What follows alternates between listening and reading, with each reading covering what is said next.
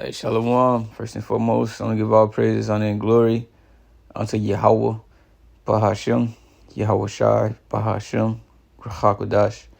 Double honors to the apostles and the elders of Great Millstone. Peace and salutations to the Akim, to the elect. That are teaching this truth and faith and sincerity. Right. Also, the men, women, and children that believe. Shalom to you as well. I'm Brother Shamala from the Great Millstone Houston Camp, and this lesson is going to be entitled, We Look Not at the Things Which Are Seen. And the things which are seen, basically the things which are seen with a carnal eye, carnal vision. Right? The current state of this world, the current state of our lives, the current state of our people, right, which are the Negroes, Latinos, and Native Americans, which are the true biblical Israelites of the Bible. Our current conditions and the hell, right, that we are catching, right, we don't pay attention to that as much because all of that is going to pass away because we have something much greater that is coming. All the things that are happening now, right, whether, wickedness flourishing, Esau in rulership, right, us in captivity, all of that, right, is going to pass away. You see, and the righteous will be set back up in the planet Earth, just like the Most High intended it to be. You see, so we look for the kingdom, right? We are looking forward to that. We are hastening, right, for the return of our Lord Yahweh Shai. You see, but I'm going to start here in 2 Corinthians 4:16. It says, For which cause we faint not, but though our outward man perish, yet the inward man is renewed day by day, right, from the things that we go through. You see, from the hell that we catch. You see, it renews us in the inside, in the spirit, and help us grow and be, and learn from those situations and be better and better. You see, and it's an everyday process. We constantly learning new things. We constantly going through things. All right. It's the Most High refining us for our light affliction, which is but for a moment, working for us a far more exceeding and eternal weight of glory. See, so it says for our light affliction, the things that we going through are light. I'm not saying that these things aren't going to be tough, right? I'm not saying that these things are not going to really affect you. It's light being compared unto the kingdom. It's light being compared unto the glory which is to come. It's not enough pain or hell, you see, or tribulation that can exceed the benefits of the kingdom of heaven. It's just not possible.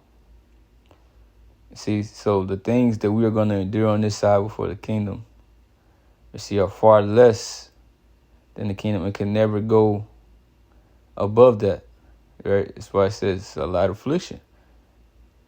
While we look not at the things which are seen, but at the things which are not seen. But the things which are seen are temporal, but the things which are not seen are eternal. You see, so we don't look at the things that we see, right? Because when you come into this truth, you learn how to be spiritual about things. You learn how to have faith, actual faith. You see, real faith, how our forefathers had, right? It says, while we look not at the things which are seen, but at the things which are not seen, right? The kingdom. Yahweh Shai coming back. America being destroyed, right? Because these things aren't happening right now. You see, and these things are far-fetched in some people's minds, right? The thing is that it can never happen or it will happen in years. You see, but we believe that it's going to happen real soon. very soon. We believe that we will be saved from our enemies, that the Most High is going to send His Son to get us from up under this man's system, from up under the rulership of Esau. This is what we believe in. This is what we see, right, with a spiritual eye. For the things which are seen are temporal. So everything on this earth right now is temporary, because once Yahweh Shah comes back, He's gonna change the whole estate of the planet Earth. The whole planet Earth is gonna be changed. You see rulership. You see the earth itself being refreshed. Us being in new bodies, the law flourishing in the earth. You see? So this current state, everything right now is temporal. The hell, Esau ruling, right, our captivity, that's temporal.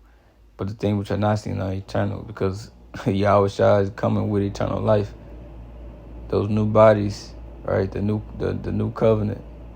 All right, we won't sin anymore. We will live forever. In the kingdom, it will be forever. And Daniel, the second chapter, right, speaks about that there is no end to the kingdom that's coming, that Yahweh Shah's kingdom, right, which is, I believe, it's Daniel, the second chapter, or either Daniel 7. You see, it's no end to this kingdom.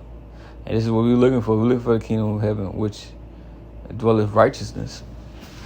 Right? This is 2 Corinthians, next chapter, 2 Corinthians 5 and 7. It says, for we walk by faith and not by sight. Right? Now looking at the things which are seen, but what is not seen. Right? Because what is faith? Hebrews 11 and 1 says, now faith is the substance of things hoped for, the evidence of things not seen. So that's faith. Things not seen is faith. That's walking by faith and not by sight. Because if you can't see it, then you need faith, because it's not right in front of you. You don't have physical proof. So if you want something to happen, you have to believe that it will happen.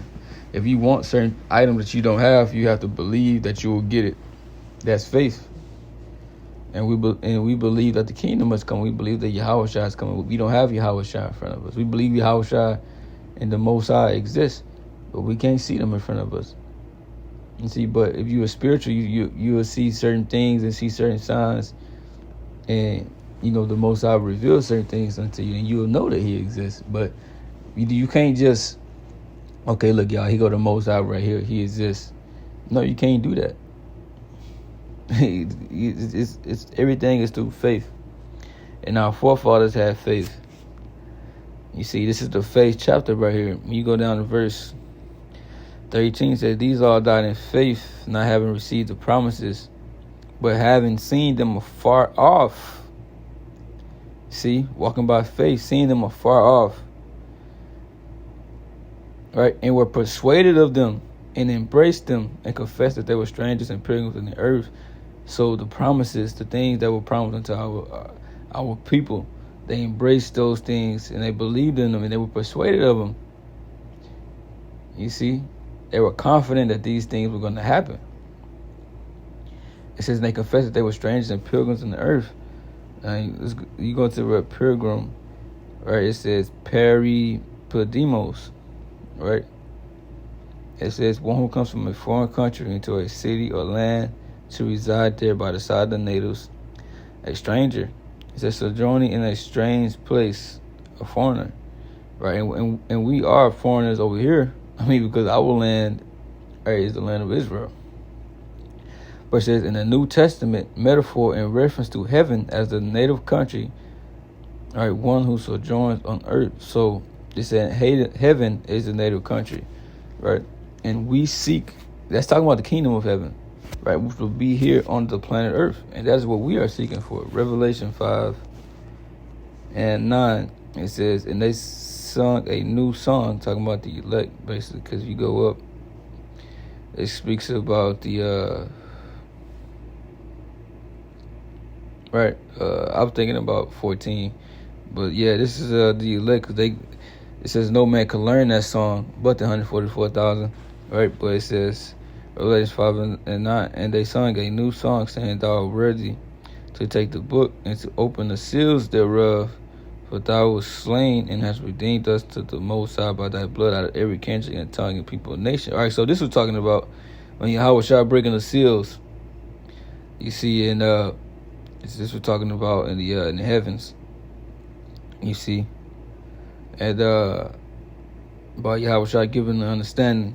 So it's like it's not Revelation 14, what I stated earlier, right? But nevertheless, that statement still remains true, that only the elect can learn the new song, which is the truth, right? It says, and they sung a new song, saying, "Thou art ready to take the book and to open the seals thereof, for thou wast slain, hast redeemed us to the Most High by thy blood out of every kindred and tongue and people and nation." And this is what happened. This is what Yahweh Shai did for us when he sacrificed himself. He gave us this truth and basically brought us back.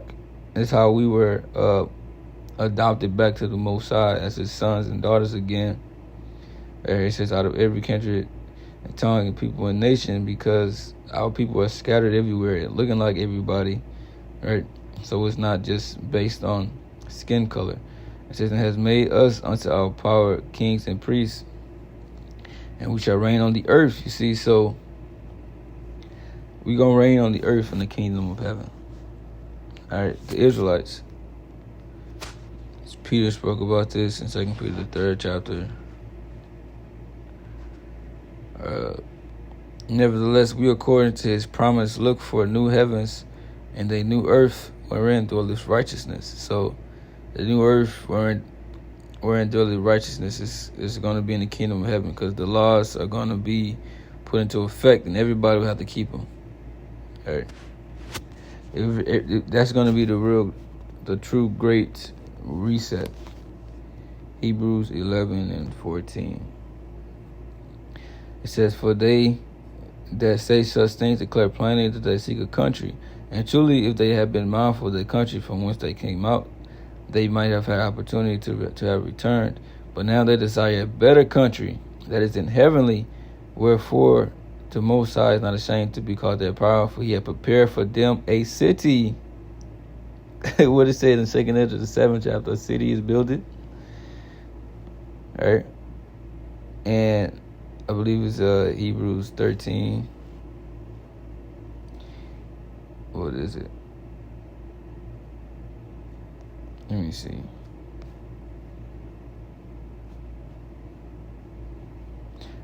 Somewhere in here, I think so. Right. Hebrews 13:14. "For here we have no continuing city, but we seek more to come." All right. So this is what we seeking, man. This is what we want, the kingdom of heaven. Right. We don't want this current rulership. We don't want parts in it. We don't want to be equal to Esau and rule here with him. Now we want to see him fall. Right. We want to see this kingdom pass away, and it will. 2 Peter, the 3rd chapter, speaks about the heavens passing away with a great noise. Revelation 18 speaks about the destruction of Babylon. Right. Job 20 speaks about Esau being not found anymore. Right. Isaiah 60 speaks about the kingdom. Those are things that we're looking for. But, with that, I hope this lesson was edifying. And I hope that certain things that I said were without confusion. And till next time, say shalom.